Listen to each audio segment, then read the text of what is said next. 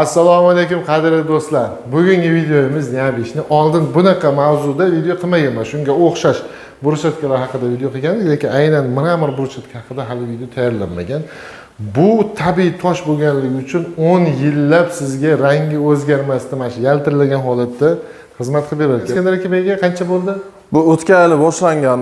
Aytdimki sizga mramorni burchatkani 2024 da boshladik. O'tgan yili sentyabr oylarida ustanovka qilib bergan xonadonimiz. Zo'r. Kelavering. Mana yorug'roqda bitta ko'rsataylik. Qachon yuvilgan bu joy? Hech kim bo'lgan. Kim bo'ldi? Turishini qaranglar.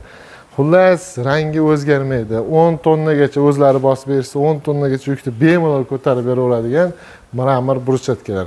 Videomiz davomida o'zim uchun ham qaytib aytyapman bu gapni. Bu yangi mavzu. Menimcha sizlarga ham o'ylaymanki qiziq.